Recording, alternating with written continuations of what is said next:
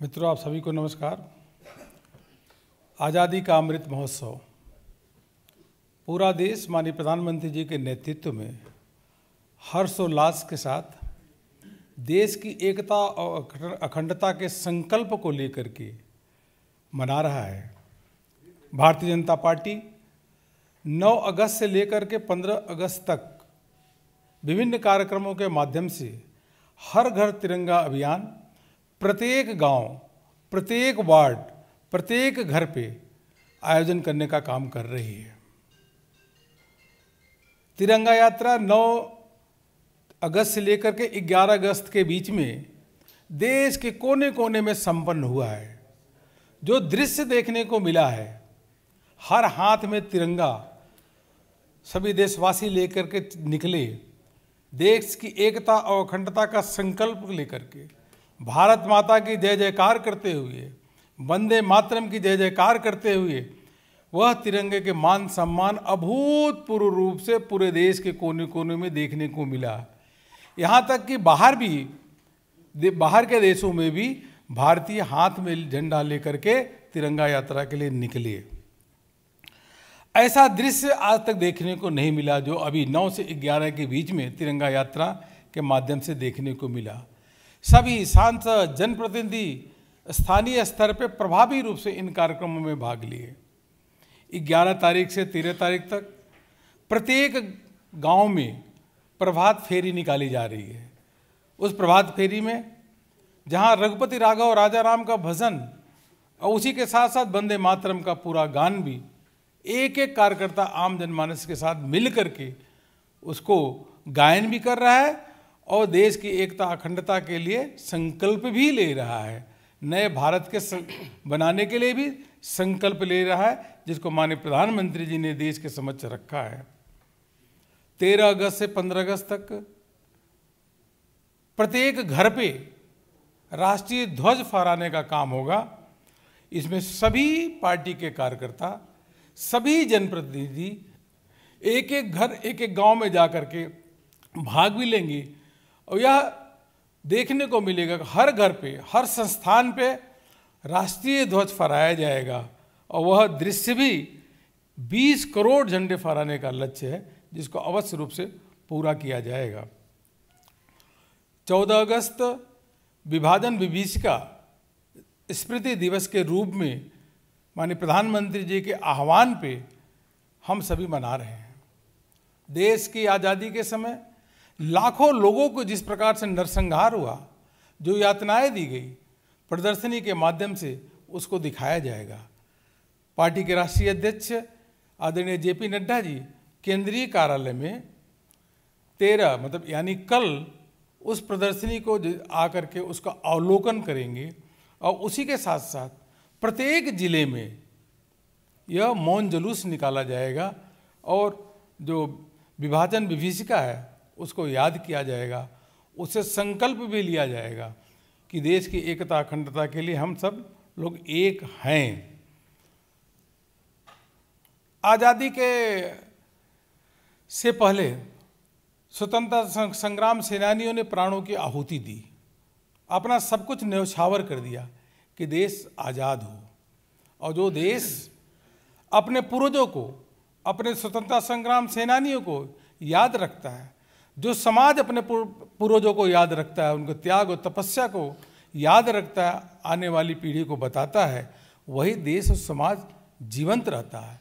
इसलिए पूरे कार्यक्रम के दौरान देश भर में जो स्वतंत्रता संग्राम सेनानियों की मूर्तियां हैं, महापुरुषों की मूर्तियां हैं, उनके आसपास स्वच्छता का कार्यक्रम करना और माल्यार्पण करने का कार्य भी पूरा हम सब इसको अवश्य रूप से करेंगे। आम जनमानस का इसमें बहुत बड़ी प्रभावी साथ में भूमिका रहेगी। मैं इतना ही कहना चाहूँगा कि इस अभूतपूर्व कार्यक्रम के लिए, इस अभूतपूर्व अभियान के लिए हम देश के यशस्वी प्रधानमंत्री आदरणीय नरेंद्र मोदी जी का अभिनंदन भी करते हैं, धन्यवाद भी देते हैं। वहीं देश के सभी जनमानस को जो प्रभावी रूप से बढ़ चढ़ करके इस देश की एकता और अखंडता के लिए भाग ले रहे हैं, उनका भी अभिनंदन करते हैं। और धन्यवाद करते हैं। इस प्रकार का कार्यक्रम पार्टी ने इसको दिया है। और जब ध्वज फहराएंगे उस समय, राष्ट्रीय ध्वज फहराते समय सेल्फी लेकर के जो हर घर तिरंगा एक वेबसाइट है उस पर भी फोटो अपलोड करने का काम करेंगी। यही मुझको आप सबके समक्ष रखना था। मैं कई कार्यक्रमों में जाकर के इस तिरंगा यात्रा में भाग लेने का अवसर मिला, राजस्थान गया था, लेकिन मैंने अपने जीवन में इस प्रकार का जोश, उमंग और इस प्रकार के संख्या देश के दीवानों की आज़ादी के संकल्प लेकर के और नए भारत के संकल्प को लेकर के लोग जो निकले, ऐसा दृश्य आज तक हमने नहीं देखा। जो अभी देखा उससे मन बहुत प्रफुल्लित होता है, मन बहुत गर्वान्वित होता है। यही आप सबके समक्ष कहना था। बहुत बहुत धन्यवाद। मेरा साग्रह निवेदन है माननीय डॉक्टर संबित पात्रा जी से कि आपको संबोधित करें। धन्यवाद संजय जी। मंच पर हम सबके अभिभावक, पार्टी के महासचिव आदरणीय अरुण जी, जिनको आपने अभी तल्लीनता से सुना। मैं दो महत्वपूर्ण विषयों पे यहाँ पर राजनीतिक प्रतिक्रिया रखना चाहता हूँ। जो आज बिहार की परिस्थिति है और जिस प्रकार से फ्रीबीज को लेकर अरविंद केजरीवाल जी राजनीति कर रहे हैं, जहाँ तक बिहार का संदर्भ है, मैं कुछ लिख के लाया हूँ जो 2 दिनों से मीडिया में चल रहा है कि गठबंधन बनने के पश्चात जेडीयू और आरजेडी के बीच जिस प्रकार की गतिविधियां बिहार में हुई है उससे आपको मैं अवगत कराता हूं। आप देख सकते हैं कि 10 अगस्त को, क्योंकि आप सब जर्नलिस्ट मौजूद हैं, आपके ही साथी और हमारे जानकार जर्नलिस्ट गोकुल यादव जो प्रभात खबर के थे, किस प्रकार से उन्हें जमुई में गोली मार करके उनकी हत्या कर दी गई। 11 अगस्त को ठीक उसी प्रकार एक और पत्रकार की गोपालगंज में हत्या कर दी गई। और 11 ही अगस्त को बेतिया के रुदल प्रसाद बर्नवाल जी, जो कि एक पुजारी थे राम जानकी मंदिर के, किस प्रकार से गला काट करके, गला रेत करके उन्हें मार दिया गया और उनका जो कटा हुआ गला था वो कहीं और मिला। 11 अगस्त को किस प्रकार पटना टोयोटा कार शोरूम में एक बहुत बड़ी लूट की खबर हुई, यह भी आप जानते हैं। और 11 ही अगस्त को किस प्रकार छपरा में जहरीली शराब के सेवन के कारण 6 लोग मृत्यु को प्राप्त हुए। छपरा में इससे पहले 13 लोगों की मृत्यु हुई थी, या यूँ कह लीजिए जहरीली शराब के कारण 13 लोगों की हत्या हुई थी। और आदरणीय नीतीश कुमार जी के खुद गृह क्षेत्र नालंदा में 10 लोगों की मौत हुई थी। जिलावार आप देख सकते हैं। मैं बहुत जल्दी में जिस प्रकार से बहुत मैं कहूँगा अव्यवस्था फैल रही है बिहार में, उसका एक संस्मरण आपके सामने रखूँगा। जिला पश्चिम चंपारण में 12 वर्षीय किशोरी से सामूहिक दुष्कर्म होता है। मुजफ्फरपुर में व्यवसायी नलिन रंजन के घर दिन दहाड़े घुस लुटेरे 40 लाख रुपए की संपत्ति लूट लेते हैं। नरकटियागंज में नाबालिग से सामूहिक दुष्कर्म होता है। जमुई में प्रभात खबर के गोकुल यादव जी के विषय में मैंने आपको बताया। नदवा में किस प्रकार पटना के बाकरगंज निवासी निशांत कुमार वर्मा का नदवा स्थित आभूषण दुकान पर शटर उखाड़ करके 6 लाख की चोरी की जाती है। यह भी टीवी और पत्रकारिता के माध्यम से हमें खबर मिला है। बाढ़ जिला में बाढ़ थाना क्षेत्र के LIC मोड़ के पास मुहर्रम जुलूस के दौरान जिस प्रकार 2 समुदायों में लड़ाई होती है, यह भी हमने देखा कि वहाँ पुलिस नदारद थी।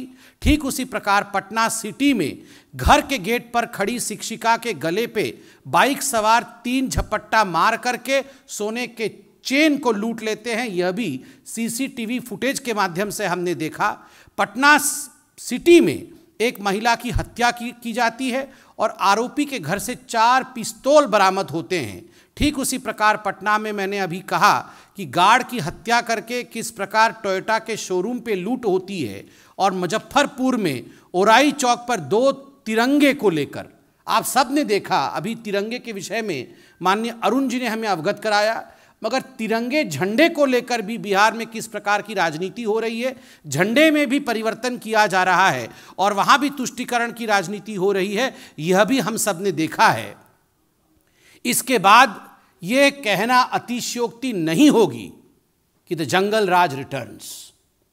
जिस जंगल राज के विषय में आप सब ने भारतवर्ष को समय समय पर अवगत कराया था, और किस प्रकार से जब भारतीय जनता पार्टी अपने शासनकाल में रही तो गृह विभाग भी हमारे पास नहीं था, एक्साइज डिपार्टमेंट भी हमारे पास नहीं था, ये विभाग भी हमारे पास नहीं होने के बावजूद हमारे दबाव के कारण जिस प्रकार से एक माहौल बिहार में रहता था कि हत्या, लूट, डकैती इसके ऊपर अंकुश रहती थी, आज बिहार में जंगल राज रिटर्न्स है। और एक वीडियो आज सोशल मीडिया में घर घर तक पहुंच रहा है। कई मंत्रियों ने इसे ट्वीट किया है, कई जनता ने भी ट्वीट किया है। बिहार के तेजस्वी यादव जी का एक साक्षात्कार है, उसका वीडियो है, जिसमें उनसे 10 लाख नौकरी के विषय में 2020 में उन्होंने कहा था कि हम आएंगे तो 10 लाख नौकरी देंगे। जब उनसे 2-3 दिन पहले पूछा गया कि अब तो आप आ गए हैं तो 10 लाख नौकरी का क्या होगा, तो वो कहते हुए नजर आते हैं कि देखिए अभी तो हम मुख्यमंत्री नहीं बने हैं, हमने कहा था कि हम मुख्यमंत्री बनेंगे तब नौकरी देंगे। बड़े दुख के साथ कहना पड़ रहा है कि ये जो मैं की कहानी है, मैं बनूंगा तभी होगा, हमसे कुछ नहीं होगा, ये हमको छोड़ करके मैं पे चले गए हैं। इसी परिवारवाद के खिलाफ भारतीय जनता पार्टी सतत लड़ती रही है और आगे भी लड़ती रहेगी। मुझे लगता है इस वीडियो के सत्यता के विषय में क्या अभिप्राय उप मुख्यमंत्री और परिवार का इसमें था, इस विषय में एक प्रेस कॉन्फ्रेंस करके तेजस्वी जी को बताना चाहिए कि आखिरकार हम बड़ा है या मैं बड़ा है। तो जंगल राज रिटर्न्स के बाद अब हम अरविंद केजरीवाल जी के झूठे वादे और ये जो फ्रीबीज की कहानी अरविंद केजरीवाल जी कहते रहते हैं उसके विषय में बताना आवश्यक है। बंधुगण, अरविंद केजरीवाल जी का एक ही मत है, एक ही उद्देश्य है, कैसे भी करके आम आदमी पार्टी और अरविंद केजरीवाल जी की प्राधान्यता स्थापित हो देश में, उनके एम्बिशंस फुलफिल हो, उनकी महत्वाकांक्षा आगे बढ़े। इसलिए झूठ दिन पर दिन किस प्रकार से वो परोस रहे हैं ये हम देख रहे हैं। ये कल फ्रीबीज क्या है, वेलफेयर स्कीम क्या है, इसको लेकर लड़ाई हुई। फ्रीबीज क्या है और वेलफेयर स्कीम क्या है, बेनिफिट क्या है। देखिए, बेनिफिट का अर्थ होता है कि एक टारगेटेड ग्रुप को, एक टारगेट ग्रुप है जो इकोनॉमिकली आर्थिक दृष्टिकोण से कमजोर है, उसको सबल कैसे बनाया जाए, उसको आत्मनिर्भर कैसे बनाया जाए, उसके अपने पांव पर वो ग्रुप जो है वो खड़ा हो सके। एक टारगेट ग्रुप के लिए काम करना, उसके लिए गवर्नेंस करना, उसके लिए विषय भेजना, ये बेनिफिट है, ये वेलफेयर स्कीम है। मगर जो फ्रीबीज होता है वो गरीब के नहीं होता है, वो सबके लिए होता है। और जो मुख्य उद्देश्य होता है वेलफेयर स्कीम का, वो क्या होता है, बेनिफिट का क्या होता है कि किस प्रकार से सस्टेनेबल बेनिफिट दे करके इकोनॉमिकल रूप से एक वर्ग को सस्टेनेबल लाइफ अर्थात आत्मनिर्भर जीवन बनाने के लिए उसे अपने पांव पे खड़ा करना। जैसे गरीब कल्याण योजना, 80 करोड़ जनता जो पेंडेमिक के समय, कोविड के समय एक ऐसी परिस्थिति में थी कि यदि नरेंद्र मोदी जी की सरकार उन्हें टारगेट करके उनके लिए राशन नहीं भेजते तो आज उनकी परिस्थिति किस प्रकार की होती, वो अचिंतनीय हो जाती। ये होता है टारगेटेड डिलीवरी। और सबके लिए समान रूप से अपने बेनिफिट के लिए, मतलब मुझे राज सत्ता मिल जाए, इस उद्देश्य से किया हुआ कार्य फ्रीबी कहलाता है, ये मुफ्तखोरी कहलाता है। अब देखिए, फ्रीबीज को आप अगर डिफाइन करिएगा, परिभाषित करिएगा, उसका अर्थ निकलेगा नो लॉन्ग टर्म बेनिफिट। किसी भी वर्ग के लिए, किसी भी समूह के लिए, देश के लिए कोई लॉन्ग टर्म बेनिफिट नहीं है, शॉर्ट टर्म बेनिफिट है। किसका है, एक व्यक्ति का या एक पार्टी का। केजरीवाल जी नेता कैसे बन जाए, शॉर्ट टर्म बेनिफिट। आम आदमी पार्टी सत्ता में कैसे आ जाए, शॉर्ट टर्म बेनिफिट। तो जिसको अंग्रेजी में कहते हैं बेट, BAIT, बेट, जिसको कहा जाता है दाना डाल करके मछली पकड़ने की कोशिश, ठीक उसी प्रकार ये जो फ्रीबी है ये एक बेट है। ये किस प्रकार दाना डाल करके उसमें फंसाने की कोशिश, ताकि मेरी महत्वाकांक्षा, अरविंद केजरीवाल जी की महत्वाकांक्षा ये फुलफिल हो जाए। ये अरविंद केजरीवाल जी ये इस प्रकार से एक्टिंग करते हैं ना कि जैसे पूरी दुनिया की चिंता उन्हीं को है, केवल अपनी चिंता है। मैं, मेरा और मेरी पार्टी, इसका भला कैसे हो। और जहां तक मोदी जी और इस सरकार की, भारत सरकार की चिंता है, गरीब और गरीब कल्याण। जो गरीब है, इसीलिए तो आज गरीबी रेखा के ऊपर भारतवर्ष में गरीब उठ पाया है। इसका जो विवरण है ये आज यूनाइटेड नेशन दे रहा है। ये विषय आज विश्व के पटल पे चल रहा है कि नरेंद्र मोदी जी की 8 वर्ष में होते हुए अति गरीब लोग जो थे उनकी संख्या में वृद्धि नहीं हुई, और गरीबी रेखा से ऊपर जो लोग थे, जो नीचे थे, वो आज ऊपर हुए। ये होता है टारगेटेड। और मैं अब अरविंद केजरीवाल जी का एक बहुत गंभीर विषय पर पोल खोलने वाला हूं। एडवर्टाइजमेंट करने में अरविंद केजरीवाल जी, उनसे आगे कोई नहीं जा सकता। कैसे गंभीर सा चेहरा बना करके आप याद करिए, वो निकलते हैं टीवी पे। सुबह टीवी ऑन करिएगा तो केजरीवाल जी आपको नजर आएंगे, दोपहर को केजरीवाल जी, और शाम को भी। मतलब पूरा दिन टीवी पे रहने वाले केजरीवाल जी कैसे पैसा खर्च करते हैं, मैं आपको एक उदाहरण दे रहा हूं। 2015 में अरविंद केजरीवाल जी की सरकार एक योजना लेकर आए कि हम शिक्षा को लेकर बहुत गंभीर है, इसलिए दिल्ली उच्च शिक्षा और कौशल विकास गारंटी योजना, ये मनीष सिसोदिया जी जो उनके मंत्री हैं, तो जो अभी घोटाला किया था ना एक्साइज वाला, वही मनीष सिसोदिया जी। तो ये मनीष सिसोदिया जी 2015 में एक स्कीम लाए अरविंद केजरीवाल जी कि हम जो है बच्चों को लोन देंगे, और बच्चे जो 10वीं और 12वीं में हैं ये लोग लोन लेके बिना गारंटी के, कोई गारंटी नहीं, कुछ नहीं, कोलेटरल नहीं, कुछ भी नहीं, हम दे देंगे। 10 लाख का लोन देंगे एक बच्चे को, और ये सब उच्च शिक्षा में जाएंगे। और इस साल 21-22 में 89 ऐसे छात्रों ने इस योजना के अंतर्गत अप्लाई किया कि अरविंद जी हमें लोन दीजिए, आपने कहा था। तो 89 में से अरविंद केजरीवाल जी ने बहुत अध्ययन किया, मनीष सिसोदिया जी ने अध्ययन किया, बहुत अध्ययन करने के बाद 2 लोगों को लोन दिया। मतलब इतने लोगों ने अप्लाई किया, इनको केवल 2 लोग दिखे कि 2 लोग ही दे सकते हैं, काबिल हैं। तो 2 बच्चों को सिलेक्ट किया। कितना दिया होगा पता नहीं, किसी को 5 भी दे सकते, किसी को 6 भी, मैक्सिमम चलिए मान लीजिए 10 लाख दे दिया।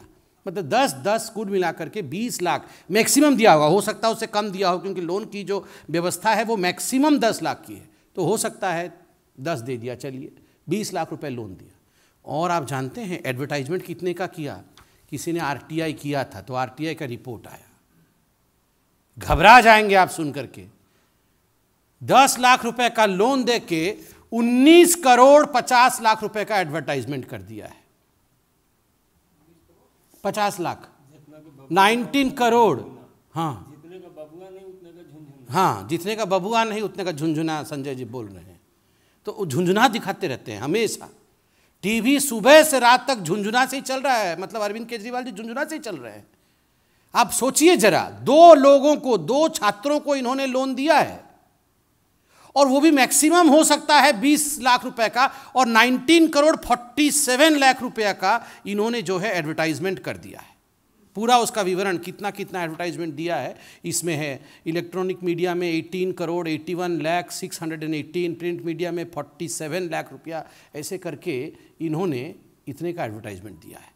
आपको याद होगा बीच में अरविंद केजरीवाल जी आते थे एक टीवी में, आज से जब कोरोना चल रहा था उसके ठीक पहले आते थे, और कहते थे बहुत प्रदूषण है तो जीवन खराब हो जाएगा, तो हम एक बायो डिकम्पोस्ट केमिकल ढूंढे हैं। बहुत रिसर्च किए थे अरविंद केजरीवाल जी पूसा में बैठ करके, और उसके बाद उन्होंने कोई केमिकल ढूंढा था। उन्होंने कहा था मैं केमिकल छिड़क रहा हूँ, ये केमिकल छिड़कने से पूरा जो दिल्ली है वो प्रदूषण मुक्त हो जाएगा, और हमने कर दिया है, छिड़क दिया है सब जगह केमिकल। बाद में मालूम पड़ा कि 60 लाख का ये जो एक्सपेरिमेंट करके क्या निकाला था केमिकल, ये 60 लाख रुपए का केमिकल था, और उसमें 24 करोड़ रुपए का एडवर्टाइजमेंट था। 60 लाख रुपए का केमिकल बनाया, और सुबह से वो टीवी पे मैं छिड़क रहा हूं करके 24 करोड़ रुपए छिड़क रहा हूं करके खर्च किया। 2 बच्चों को यहां पर लोन दिया, और 19 करोड़ रुपया से अधिक खर्चा किया है, 19 करोड़, ये बताने में कि मैंने लोन दिया। ये अरविंद केजरीवाल जी की कहानी है, और सुबह से शाम तक ये फ्रीबी कर रहे हैं। He is just an election bee मतलब BEE, मधुमक्खी। मतलब जैसे ही इलेक्शन आएगा भन बना करके झूठ बोलना और पूरे माहौल को खराब करना कुछ नहीं, केवल एडवर्टाइजमेंट करना, यही उनका विषय है। आज इतना ही था। आज अरविंद केजरीवाल जी ने यह भी कहा है, उन्होंने कहा है कॉरपोरेट टैक्स जो है ये बढ़ा रही है भारत की सरकार। एक तो अरविंद केजरीवाल जी, आप तो इतने पढ़े लिखे व्यक्ति हैं, आपको वेव ऑफ और राइट ऑफ में फर्क नहीं पता है। आप बोल रहे हैं कि बहुत अमीर साथियों का 10 लाख करोड़ रुपया का जो है लोन मोदी जी ने राइट ऑफ कर दिया, मतलब माफ कर दिया। अरे राइट ऑफ और वेव ऑफ अलग होता है। जनता जनार्दन जरा भेजिए इनको चिट्ठी लिख के कि राइट ऑफ और वेव ऑफ में क्या फर्क होता है। जब राइट ऑफ होता है तो कॉलम चेंज होता है, RBI के गाइडलाइन है, मतलब जो लोग पैसा लूट रहे थे, जिन लोगों ने पैसा लूटा है, किस प्रकार से उनसे बकाया लिया जाए, किस प्रकार से उनसे पैसा वापस लिया जाए, उसको राइट ऑफ कहते हैं। मतलब प्रक्रिया चालू है।